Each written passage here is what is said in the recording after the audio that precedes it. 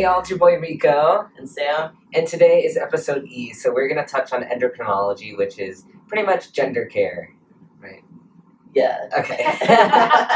I'm still learning. And today we have a nurse here. Marcy. Yes. Marcy Keefe. I'm a nurse practitioner at the Kind Clinic in Austin, Texas. So the Kai Clinic is where both Rico and I go to get our hormones. The Kai Clinic is an informed consent clinic, which means that we don't have to have a therapist letter to get hormones. We just basically say, hey, I'm trans, and they are like, cool, let's do blood work, and then they give us hormones. It's super simple. Awesome. The Kai Clinic is awesome because it's also all free, so we don't have to pay for any of our appointments, we don't have to pay for any of our blood work, and they actually help us even get hormones at a discounted price. So I've been a nurse practitioner for about 17 years, and the past 10 years prior to coming here to the Kind Clinic, because we are sort of new, I spent in the adolescent department at a clinic here in Austin, Texas, where I took care of mostly adolescents and young adults that were struggling with homelessness, and a lot of those clients just by chance happened to be transgender people, and so I learned a lot about transgender people and just the struggles that they may face on a regular basis with acceptance from their family and all the things that can lead to with struggling with housing and mental health issues. And so I was able to just learn a lot from my patients during that time.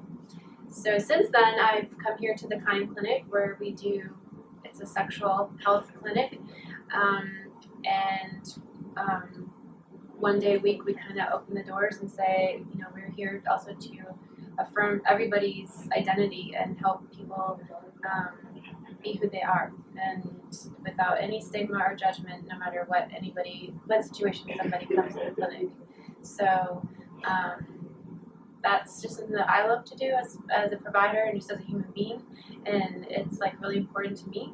And so Rico and Sam have been awesome enough to let me be in this video to tell you a little bit about what we do and how we can share with you how you can achieve what you desire for yourself.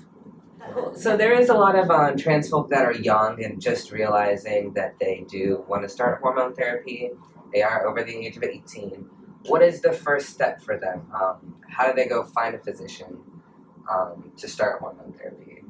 Oh, that's a good question, because I think a lot of providers are reluctant or don't understand, or might feel, maybe people might feel even intimidated to bring this topic up if they have a doctor already. But I think there's becoming more and more information in the medical community about transgender care. There are guidelines put out by it's called WPATH, WPATH, that you can look up, and the UCSF, University of California, San Francisco, has transgender guidelines, and also the Fenway Clinic out of Boston has guidelines. So I would say you can look to those as resources and kind of see if they have information on where you can get care in your area. Also, maybe find a transgender community that has meetings or groups that meet in your area, so that way you can network and find out where people are going and what's successful and what isn't successful, and just kind of feel more validated. So I think using those resources that I mentioned, that are really reputable and very solid, you can even use those resources if you feel comfortable enough to present that to your doctor that you currently go to, and they can always reach out to the UCSF or the Fenway Clinic and call with questions, because they're really awesome at supporting providers throughout the country who might be wanting to help somebody who's transgender but just don't really know how, and might feel a little bit nervous because they don't have the experience doing it. So I think that is good. So what can somebody expect from a first appointment with you? If they've never been on hormones before, never seen a doctor before, what do you kind of look for when getting them started with hormone therapy? So usually when people come here and it's their first time here, they're really scared and they're really anxious and they're really nervous, and that's just the most common reaction. And so trying to just help them feel at ease would be my first goal, and make them feel like this is a place that they're welcomed and it's warm, and they're going to be supported here no matter what. So when they come to us, we have transgender wellness here, and they have counselors, and they are just here to help support somebody with any area of their life that is that they might want support, whether it's with job or if they just need counseling, whether it's with family acceptance. So they have that option. It's not required, it's just available. We have an advocate that is part of our clinic team, and our advocates meet with almost all of our patients, whether they're gender care patients or sexual wellness patients, and they just kind of sit down and talk about like where you can get your medications for cheapest and how we can navigate that to make sure that you're able to get what you need, and just kind of go over the timelines on what to expect with hormones. So if you're taking hormones for this long, you can expect these changes, and what sort of things to expect from your body so you're not surprised when they happen. And then they give you a handout, and some people might be looking for referrals for other types of things, whether it be laser hair removal or surgeons. And so they have a list of reputable resources in the community that they kind of have vetted, and they can safely feel comfortable recommending them to patients. Once they've done all that, they come back and meet with a medical assistant, brings them to the room and gets their blood pressure and their height and their weight, and kind of says, how you doing? And our medical assistants will just make you feel right at home when you come in. They're super just amazing people. You guys are not in your beds, because they are. They're so sweet. They are. So, and they'll kind of start the process of making you feel comfortable and at ease if you're not already feeling that. And then once they're done, I come in, or another provider will come in and talk to you if you're a patient in our clinic, and see how you're doing. What is it that you're looking for? What have been your struggles in the past with medication? Have you taken any medicine in the past, or maybe you've taken some stuff that was, from somewhere else? And, so we just kind of try and assess what's been going on, how you're doing, and as your whole person, just what's really going on, how you're doing, and what is it that we need to do to get you to feel really 100%. And then once we kind of come up with a plan that's settled on between you and me, or whichever provider comes in, and the patient, we kind of decide, okay, maybe we need to do these labs, and we'll get some baseline labs, which is just like usually about 2 tubes, maybe. If you would like testing for sexually transmitted infections while you're with us, we do all of that. So that includes bacterial sexually transmitted infections, HIV testing, and we would do anything that you want, but we don't ever make you have any tests that you don't want to have.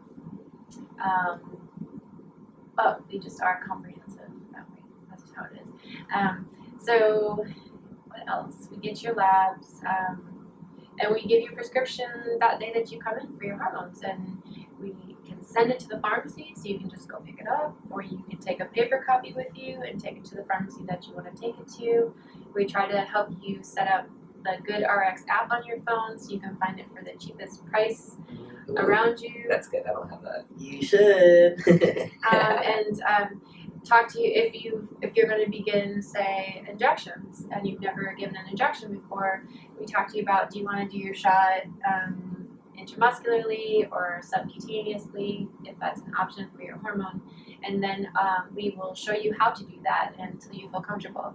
And if you're not totally comfortable, we'll have you back in the clinic with your hormones, and when you have them, and we'll do it with you the first time, or as many times as we need to get you to feel comfortable.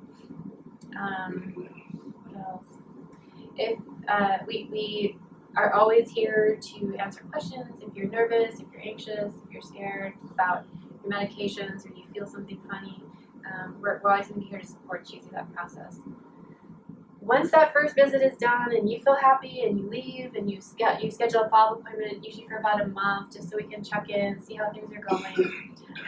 And then after that, it's really maybe every 3 to 6 months, depending on how you're doing. And we can address other issues as they arise during those visits. If you get acne or if you have some depression or some other things going on, we are able to tackle all that stuff with you and help you. So that's pretty much it. Awesome. Yes.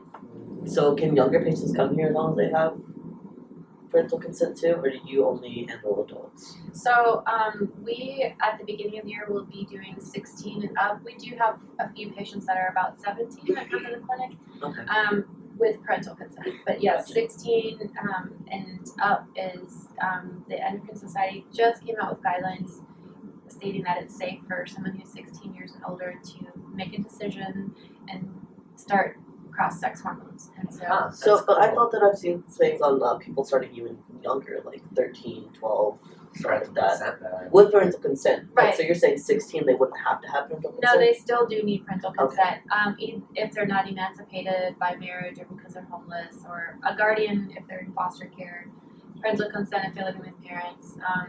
But if they're younger than 16, it can be a little tricky depending on where they're in their puberty, if they need to be on a blocker or if they need to be on hormones. So, and then that can affect like your bones and how they grow and when they, so we have to like be mindful of all those other things that the hormones affect.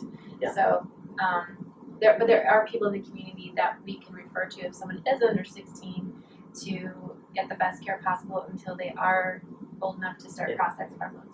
Cool. Awesome. And as far as like cost of insurance, you guys accept insurance but don't require it.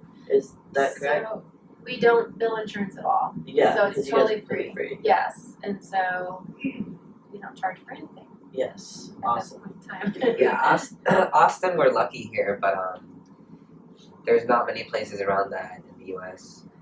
You can reach out to Planned Parenthood, right? Yeah. So Planned Parenthood kind of does the same thing. It's informed consent, so you don't have to go see a therapist first.